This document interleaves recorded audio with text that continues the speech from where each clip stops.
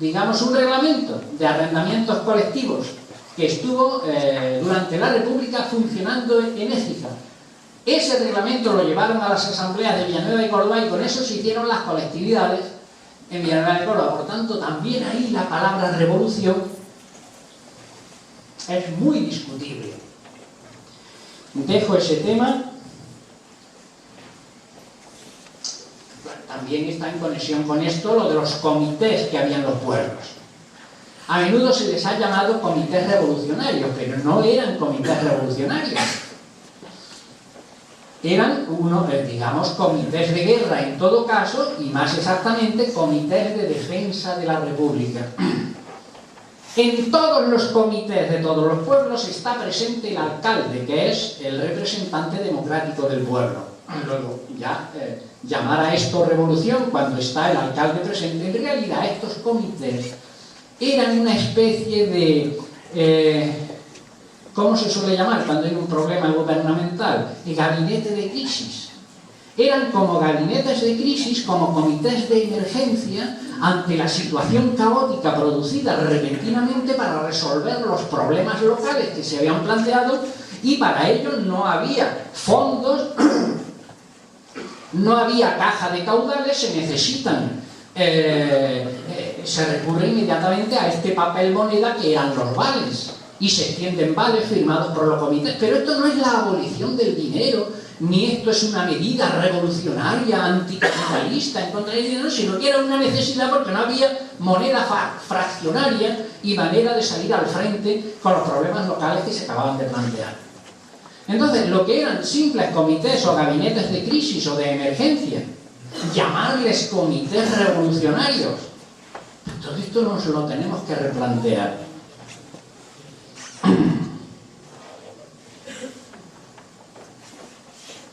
Termino, son pequeños apuntes sobre la salida del libro, con lo que termino ya, y termino con el último apunte, que es la referencia a la Iglesia Católica. La percepción de que la Iglesia Católica está con el golpe militar, está apoyando al golpe militar y está ayudando a Franco, y esto lo ven inmediatamente todas las organizaciones democráticas, obreras, liberales, etcétera, de la zona republicana. Allí llegan los periódicos, las fotografías del arzobispo de Sevilla haciendo el saludo fascista, otros obispos haciendo el saludo fascista. Esto tiene tela marinera, ¿eh? Aquí lo consentimos todo, lo perdonamos todo está muy bien. Pero los obispos en España haciendo el saludo fascista a mansalva, esto, pues que la gente mira los documentos gráficos con la mirada perdida, o no quieren ver, o hacen la vista gorda. Esto son cosas de hondo calado en esto. Esto es gordo, ¿eh? Y aquí ahora nos preocupamos que si el aborto es igual, que si el sí a la vida, la pena de muerte también la debemos entrar en lo del aborto, si nos ponemos exigentes, ¿no? Pero aquí tenemos ahí cosas muy gordas en la historia de la Iglesia Católica. ¿Qué es lo que pasa aquí? Claro, en la zona republicana mata a 6.000 curas, 102 clérigos en la provincia de Córdoba. Y claro, los republicanos son muy malos, porque matan a 102 curas en Córdoba, 6.000 en España.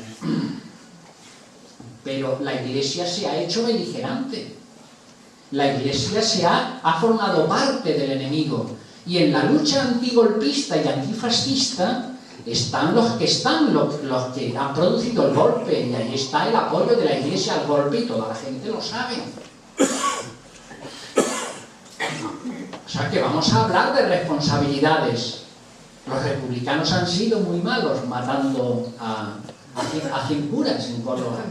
Pero la Iglesia es que se ha hecho beligerante. O sea que no es por odio a la religión, ni es por tema religioso, es por tema político. Es la actuación política de la Iglesia la que ha provocado el que sean también objeto del ataque de los luchadores republicanos. Entonces ahí hay una responsabilidad de la Iglesia. Bien.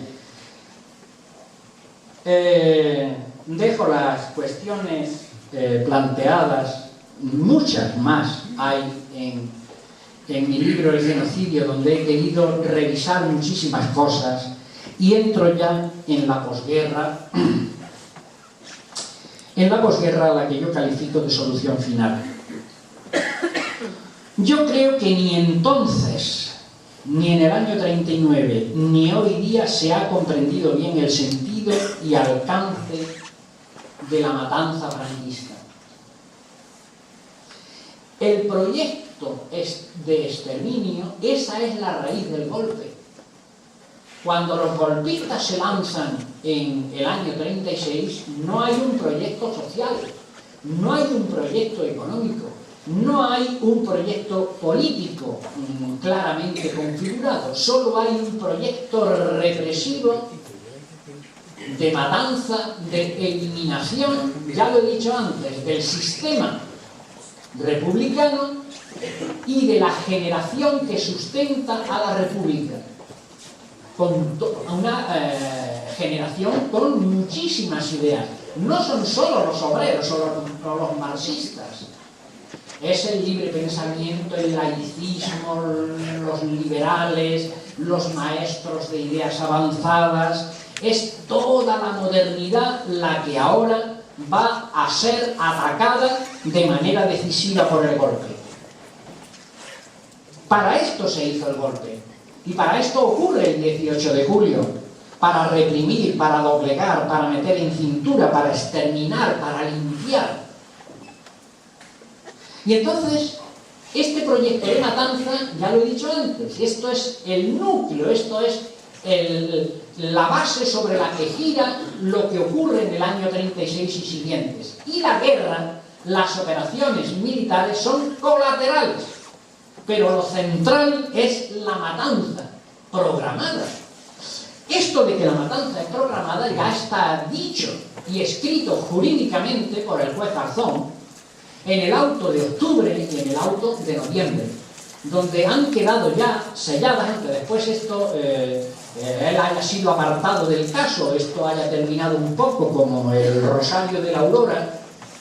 Ahí han quedado dos conceptos ya ineludibles. Primero, la posibilidad de incriminar a los jerarcas del golpe del año 36. Y segundo, la catalogación de su actuación como crímenes de guerra o crímenes de lesa humanidad.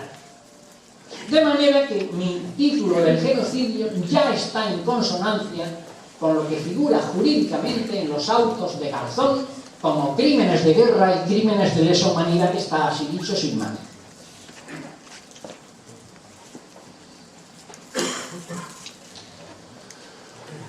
En el documental La mala muerte, de una serie de documentales que en estos últimos meses o años han tenido una difusión muy, no masiva, pero que han aportado mucho, una serie de documentales sobre la memoria histórica, tema de fosas, etcétera, etcétera, con muchos testimonios orales, han aportado más que montones de libros académicos, Ahí se dice en el documental de La mala muerte que más que una guerra civil fue una masacre de civiles.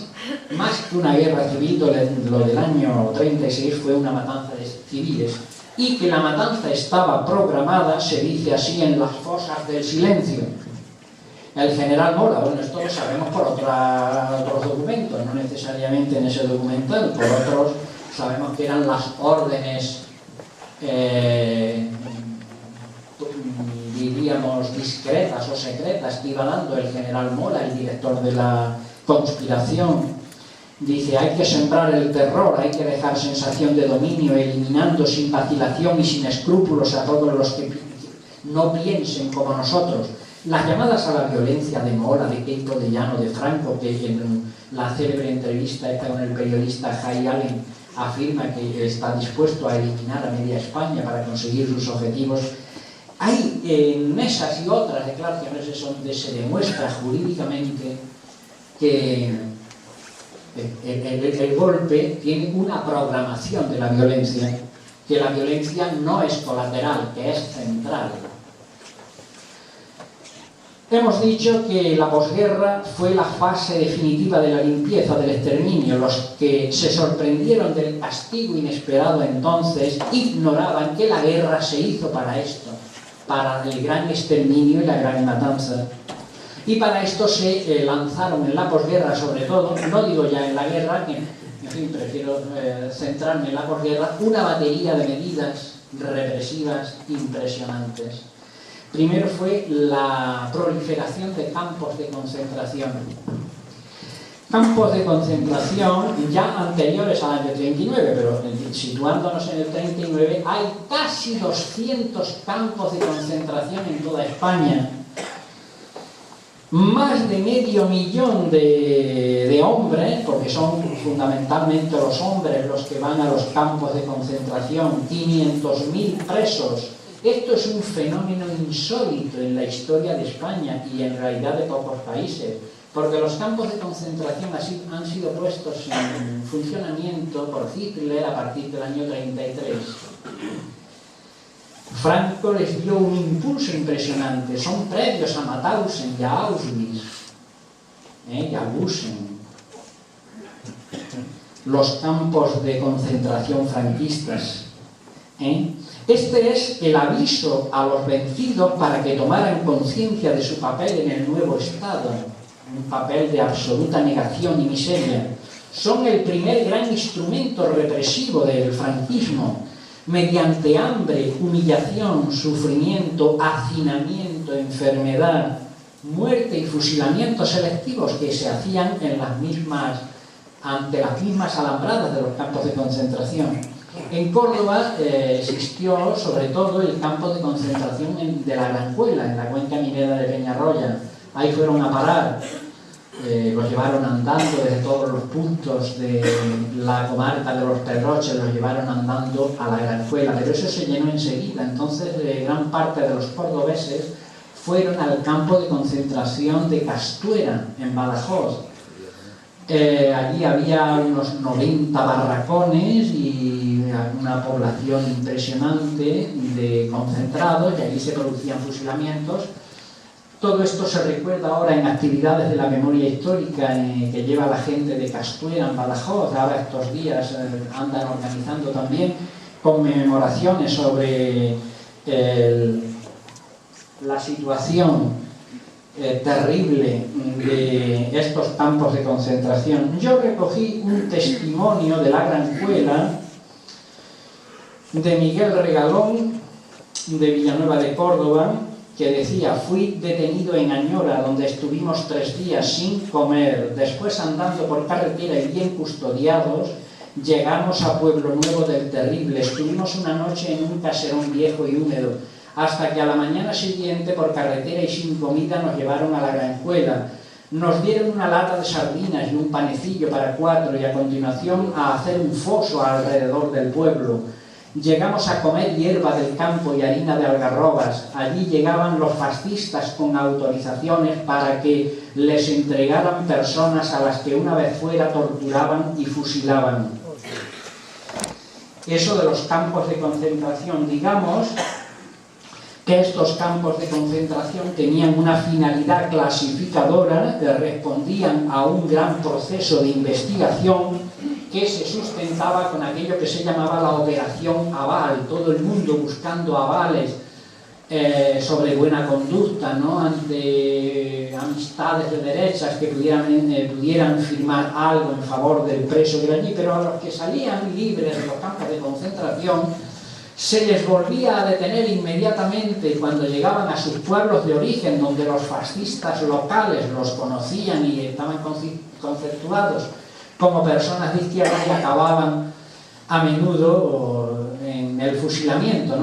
Yo tengo muchos testimonios de Córdoba y también de Badajoz, porque he tenido mucho interés en seguir fenómenos de este tipo en Badajoz, bueno, y en otras provincias.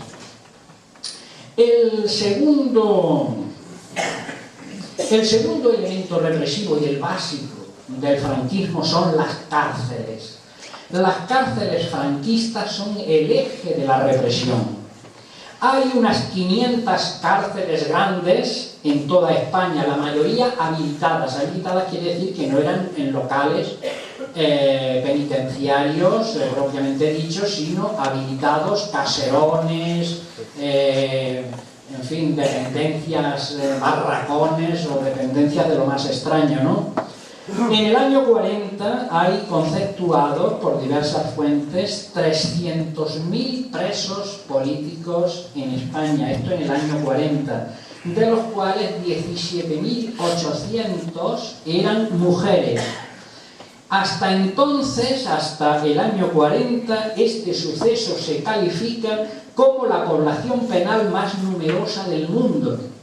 Por ejemplo, en palabras de Martín Torrent, nunca se había llegado a una cifra de presos tan abrumadora y exhaustiva como en esa fecha. Ni que decir tiene, cuando hablamos también de represión republicana, que ni esto de los campos de concentración, ni esto de las cárceles franquistas, tiene pálido reflejo en lo que se llama la represión de los otros, la represión republicana. ¿Dónde están los derechistas que han sufrido estos campos de concentración masiva? ¿Dónde están los derechistas que han sufrido estas cárceles franquistas impresionantes? Porque los que estuvieron presos en Totana y en un campito de concentración que había allí, cerca de los Almendros, en Alicante, que no llegaban a 1000 personas, luego aquellos se colocaron medallas y condecoraciones como cautivos y agraviados por la patria, etcétera, y tenían derecho a todo tipo de prebendas, oficios, oposiciones, enchufes de todo tipo, por el hecho de los pocos cautivos que había habido. No digo yo que no hubiera exceso, yo no niego absolutamente nada, que no haya habido excesos donde sea y tal, pero hombre, no comparemos, no comparemos las cárceles masivas de Franco con las cárceles muchísimo más reducidas de la República, ni campos de concentración, ni nada que se le parezca. Y si pasamos, pues vamos a seguir en lo de las cárceles franquistas, que son el eje de la represión. La cárcel sirve para, primero, el gran proceso de reeducación y extirpación de ideas y represión de la mentalidad. Se pretende nada menos que arrancar, bueno, no solo la vida y el físico de las personas, sino arrancar las ideas de la mente. En las cárceles se pretende reeducar, sacar el demonio del liberalismo, el demonio del marxismo, el demonio de lo democrático, del republicanismo, de la modernidad de las cabezas. Se reprimen los cerebros, sobre todo en las cárceles. Y el arma, aludiré finalmente a esto y no me voy a extender en la represión ideológica, porque aquí el instrumento es la Iglesia, los capellanes, son los encargados de llevar a cabo esta reeducación en las cárceles de Franco. Sirven de extirpación de ideas, sirven de castigo, sirven de exterminio mediante hambre, hacinamiento, ausencia sanitaria. Cuando yo digo que las cárceles de Franco sirven de exterminio, alguien me dirá, ¡jo! ¡Qué exagerado es este tío, Exterminio en las cárceles de Franco! Hombre, pues no vayamos tan lejos. Hay muchas cárceles en Córdoba. Os voy a dar el ejemplo solo de la de, o sea, en la provincia, solo la de la capital. La prisión vieja primero en el Alcázar de los Reyes Cristianos, que pasa luego a la prisión nueva de Córdoba, allá por la fábrica de cemento, que se inaugura en el otoño del año 40, cuando aún no estaba terminada, y se pasó el primer invierno con apenas cristales en las ventanas.